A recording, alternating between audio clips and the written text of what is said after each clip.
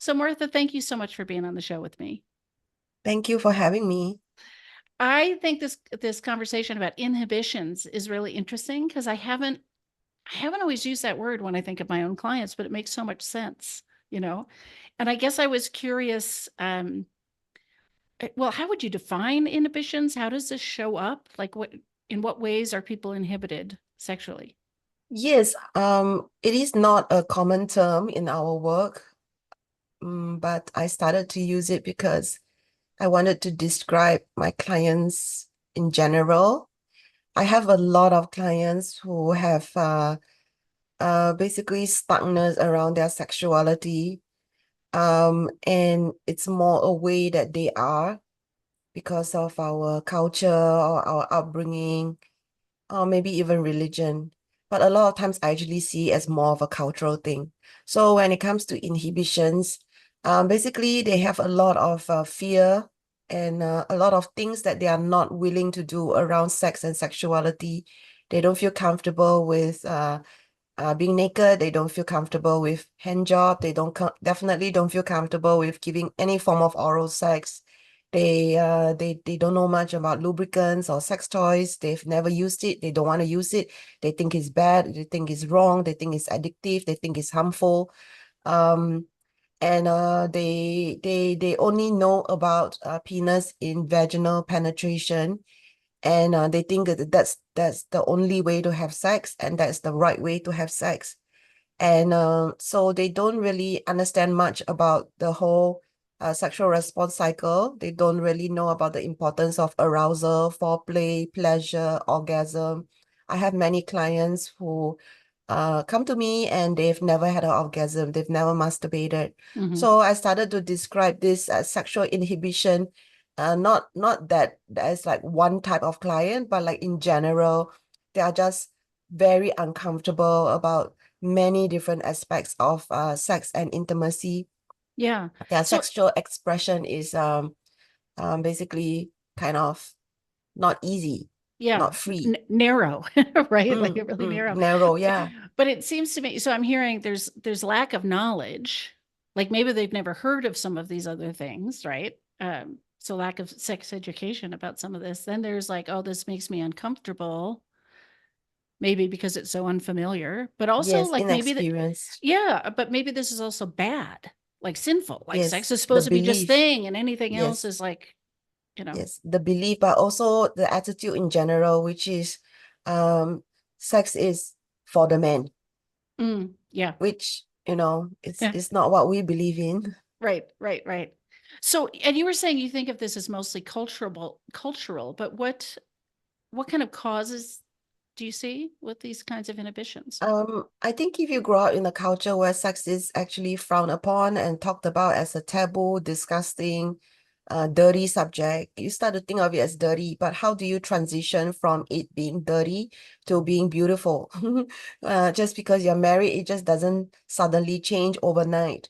So Right. this is where they start to realize that what they've been holding on to, what they have come to believe is not serving them anymore, and so I need to be very patient and compassionate from for where they're coming from, and not really judge them or shame them, but really support them to take small steps towards opening up their sexuality. So I call it like planting a seed. And I try to cover and explore every single aspect of what they are bringing up. So maybe they don't care about anything else. They don't care about pleasure, orgasm. They just care about how can we have penetrative sex. But I understand in the journey of supporting them to be able to have penetrative sex, I cannot just help them to overcome this issue and not focus on all the other things that they don't know that they don't know. Things like the importance of self-awareness, pleasure, the role of orgasm, masturbation, and their inhibitions around oral sex. So I do ask them questions about why they think it's dirty and disgusting, and I start to get them to realize they are not comfortable with so many things that now sex actually becomes difficult, that sex actually is not able to flow and not be spontaneous. And what in the context of being in a monogamous relationship where their partner is expected to get everything from them, but now their partner is not going to get most of what is on the, I guess, sexual menu. Right, right. So I start to invite them to think about it. So what brings, I mean, are you talking mostly to women, or do you also work with male clients that have sexual inhibitions? Yes. So I work with men, women, couples. And I was very surprised when I started my practice 15 years ago that there were actually a lot of couples who choose to abstain from sex before marriage. So they are often in their 30s, and they've kind of neglected their sexuality for so long that they are just very puzzled. I don't know why they are puzzled, but they are puzzled that sex is not easy. And so it's not just the man, but also not just the woman, but also the man who has difficulties. So I actually started to realize, contrary to what I was taught in sex school, it's actually so cultural, because a lot of my education studying in the US was from the Western perspective. They kept talking about inhibitions as around religion, whereas when I started to start my practice, I realized that most of them were actually citing cultural reasons, Yeah. not religion.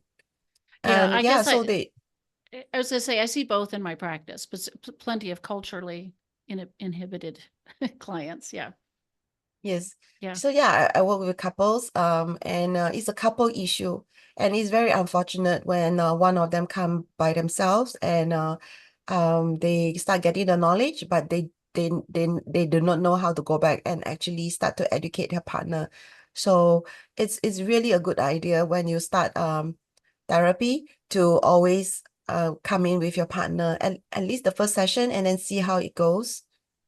I agree. I agree. I work only with couples, and for exactly that reason. It's a two-person situation. So, but what brings people in? Because if they're thinking about sex this way, that it's this very narrow thing, this is all it is, that it's sort of like the water they swim in. What makes them aware there's a problem to even address? Like, why would they even come see a therapist?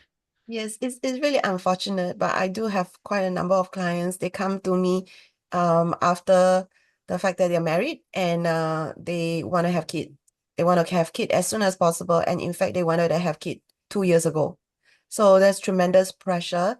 Uh the so basically being very goal oriented, and Mm, not so much pleasure based. So I'm really against a lot of challenges when it comes to the way they think, and the pressure they are on. And so I don't have so many clients who come to me because they are happy, and they just want to improve things. Very often it's because they have a issue that they do not know how to resolve by themselves, and they have already sat on it for a few years. yeah. So they're not thinking, oh, wow, there's so much pleasure we could be having together. They're thinking we're basically unable to have intercourse and we want to have a baby, right? Yes. Really sort of Yes. mechanical. Yes, so I have a lot of clients who have unconsummated marriage and or vaginismus, which is a condition that happens when the vagina shuts down, making penetration difficult or impossible. So even though, yes, I am in Singapore, I work with a lot of Singaporeans. I also work with all kinds of Asians around Singapore, Malaysia, um, Thailand, Indonesia, Pakistan, India, India being a big population of them. In India, they don't just have no sex education, they actually have really warped kind of thinking around sexuality. And because it's perpetuated, and so it becomes a belief. They believe certain things that really are just totally not true. Such as, if I masturbate too much, this is the reason why my penis is small. I masturbate too much, this is why my penis is weak. Um, this is the reason why I have premature ejaculation. So it's just like totally nothing you would have heard of anywhere, but they strongly believe it because they heard it somewhere and it became a fact. Yeah. So yes. When I was trained, I sort of got the impression that vaginismus was often trauma related. But in my own practice, I would say it's almost always inhibition. It's fear. They've come in, they're virgins, they're afraid of sex, and they don't have the knowledge. to proceed. Yeah, in the first 2 years of my practice, I already worked with 250 clients with vaginismus, 250 in the first 2 years. So I Wow. went to my supervisor and asked, like, why is this happening? This is horrible. And she only had two clients with vaginismus in 20 years. I had 250 in 2 years. So it's a huge thing in Asia, huge. And you're Yeah. right. It has a lot to do with I want to say ignorance, lack of information, knowledge, and culture, upbringing, religion. But not having the education is a huge part because you Yeah. are afraid of what you do not know. And a lot of them just totally change as a person, even after the first session, because with knowledge comes empowerment.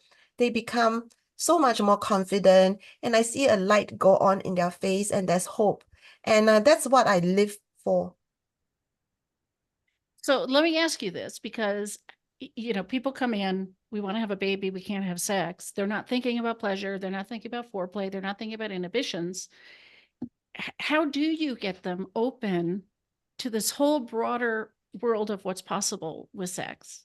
Yes. Is it purely, hey, this is possible, and they light up and it was great? It seems to me there would be barriers. We're here for a very specific person. You're talking purpose. You're talking about something totally different. Yes. I start to educate them about the sexual response cycle, what happens to our body when we are aroused, and the infinite possibilities of pleasure. So, um, I go from a pain-based kind of approach. I start to explain, if she's scared of pain, what if pleasure can lead to less pain? And so what if the ability to relax and receive is actually the cure? What if you think you need to work very hard and it will be painful, when in reality, if you are relaxed and you're gentle with one another, it's not going to be painful. And in fact, it's going to feel amazing, because why would so many people around the world want to have sex if it is something that is just a chore, as a duty, is painful? And I start to let them know it's something to look forward to, and they have the rest of their lives to actually really enjoy it. And they're at the start of their journey for a lot of them. And so they really owe it to themselves to start to have a very positive experience and establish a good attitude, so that it is easy, so that they don't become resentful and fearful and hate sex. Yeah. And so how are you working with people who have discomfort to aversion, I suppose, to touching the penis or oral sex or some of these things that, they think are so gross in their mind? Like how do you help people overcome that? Yes, for people who are uncomfortable with the penis, I sometimes share some of my personal stories just to cut through all that jargon. So I share how the first time I saw a penis, I thought it was really ugly, but I realized that when I actually said it was ugly, it really hurt my partner and devastated them, and it made me realize, how can I say I love them but not love and accept their penis? So what if it was something that we are just not used to, because our genitals are always covered up. So we think it's ugly and abnormal. And so loving their penis is part of loving them and Mhm. accepting them. So from that lens, being able to be comfortable with the penis, make friends with the penis, play with the penis, touch the penis, including kissing the penis, smelling the penis. So I start from that lens. When it comes to oral sex, I talk about how the exchange of bodily fluids actually strengthens our immune system against each other's bacteria, which in turn helps the baby to be stronger, because a lot of them are very focused on having a child. Mm, So that actually helps the both of them to have better um, immune system, and then be able to be stronger as a couple. And because they're in a monogamous relationship, they really have nothing to be worried about. So I come from that lens. And of course, I also come from other lens, which is I kind of mentioned, which is it is pleasurable and it helps their partner to be able to have an erection more quickly, which at first I was not used to, and go over time I got used to it, and I started to see from a practical lens at first. Then later on, I started to see as an accomplishment that I'm able to pleasure my partner, and then started to take a lot of satisfaction in my ability to give pleasure as well. So I actually talk about the way I look at oral sex as an evolution, as a journey of becoming more and more comfortable with my sexuality, and I hope for them that it will be similar as well. So Yeah. I don't really give them pressure to do anything. I Right. just encourage them to start to think of the possibility that it can be good, and then to let them know, I know you're here only for this issue of being able to consummate your marriage. This is not the most important thing. I don't want you to feel that I'm forcing you to do anything, but I would like you to start to think this is maybe something you may want to revisit down the road. Yeah. I talk about this, and it sounds very similar to the way you talk about it. Like everything's uncomfortable at first. We have to grow a comfort level. We have to expand that. And the only way to do it is to move through discomfort. And, we're not going to love everything. And maybe some things are going to end up being a hard no, but it's okay to feel uncomfortable with something. That doesn't have to mean, oh, it's Yes. just off the table. Yes, and for some of them, being able to communicate about what they feel, because they feel a certain way, it's easy to say no, but a lot of times they don't say why. So the why is important to continue the closeness and intimacy and foster the understanding. With a lot of Asian people, they find it difficult to express themselves, and they often ask me how to say certain things. For a long time, I was quite puzzled about it. And then I realized if you haven't practiced speaking up and having a voice, it's of course going to be even more difficult when you're trying to communicate matters that you already feel is very taboo. Yeah. So how do you support people, individuals, couples? What do you have them do to explore this sexuality? Because yeah, I'll just ask you that before I chime Yeah, I in with mean, ideas. I start with what they're comfortable to do. So there are lots of things we know we have training in, and we can tell clients what to do and how to do it. But I often start with where they're at, and what they're willing to try. So I actually do some brainstorming with clients, and I try to get them to take ownership for it. And if they are really at a block, but they are really have no idea, then I might introduce what we know as sensate focus, which is small progressive steps. But I actually find that with people with vaginismus or unconsummated marriage, um, sensate focus can help, but actually I also have a different version of sensate focus that's more specific, which is focusing on the around the genitals. So stimulating the genitals over the underwear, then without the underwear, but still externally, then actually playing with the entrance of the um genitals, um and doing a little bit more, and then we talk about fingering and then penetrating. So it's about small steps rather than just like the whole body, because they are very, very fearful around the genitals. So I break down the stimulation of the genitals into smaller steps for them. Yeah. I imagine you're also at least inviting them to masturbate, to get Mhm. comfortable with their own bodies and their own genitals Yes, and pleasure. I do teach them how to masturbate. And some of them are quite adamant about not masturbating because they're Hmm. married, because of cultural religious reasons. So I validate how amazing it feels when they're with their partner. And if they're open, then of course I explore how, by putting all of our sexuality onto our partner, it actually also gives them a lot of pressure. So this is something that I do talk about, but I don't really push depending Right. on where they're coming from. Right. Because if they only want to be sexual with their partner, they only have had an orgasm with their partner, I think it is a bit scary, and it does take them away from their goal of having penetrative sex. So I do bring it up, but I call it like planting little seeds. And I try to address every single question that they have, because it needs to be client-led. I can give them a lot of information, but they're not ready to hear it or absorb it. So I answer their questions and a little bit more, answer their questions and a little bit more. And through this, I hope that they are in the right frame of mind to receive them. Yeah.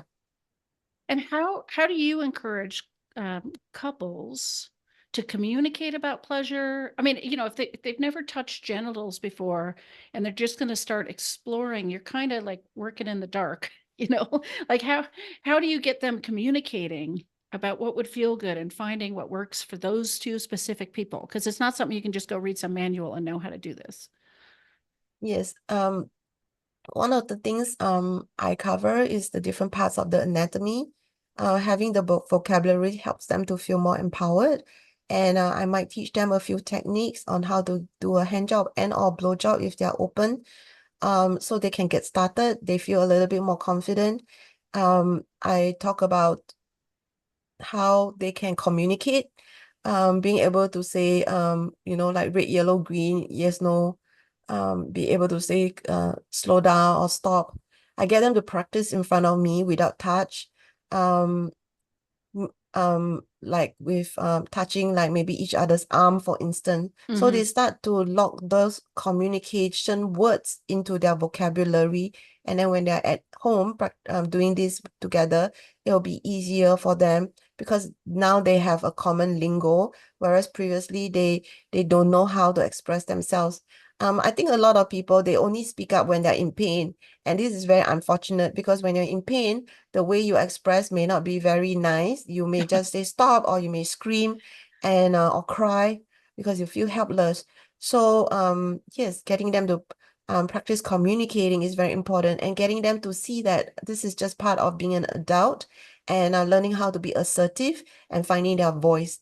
And a lot of times, this is actually one of the big struggles for Asians because we are brought up to respect our elders and to keep quiet and to speak up, for your own sake, for your own pleasure. It's actually very challenging for them. They are afraid of imposing on other people. Yeah. So I'm curious, I guess I want to wrap up by asking you without obviously specific client information or anything, what are some of the kinds of things clients have said to you at the end of the process when they've, certainly successfully had sex, but when they've really opened up their experience to pleasure and a connection and how broad sex can be, what are the kinds of things you hear from people? Yeah, it's really rewarding when that happens. They say things like, I thought I'm here to just learn about sex, but I learned so much more than that. I learned how to, communicate. I feel so empowered, and you were so, gentle with me. And I know sex is much more than that, but I hear things like, now I really feel like a woman, or now I really get it. Now I really feel very fulfilled. Now I really feel complete. So I have had many of my clients go on and have children, and it's really rewarding because I feel like I've also helped them to birth their children, and in a way I feel really good that I help to form families. Well, yeah, and they're now prepared to maybe model something different for their own children, right? Maybe the children don't grow up with those same inhibitions. It doesn't have to get handed down to the next generation. Yes, we can definitely do better. Yeah. So where can people find you? Yes, Obviously you're in Singapore, but like if they want to reach out, if they want to work with you, if they want, I don't know, to yes. connect with you. So my website is eroscoaching.com. I do have a lot of online courses that I've already produced. I find that people overseas contact me because they feel that their therapist is not understanding where they're coming from culturally. And this is one of the reasons why they come to me, because they feel that I really get where they're coming from, Yeah, and I can be more specific in how they can overcome their sexual issue. So I think this is one of the big difference with me and other practitioners who are all very qualified, of course. right. Well, thank you so much for being on the show. Thank you for having me.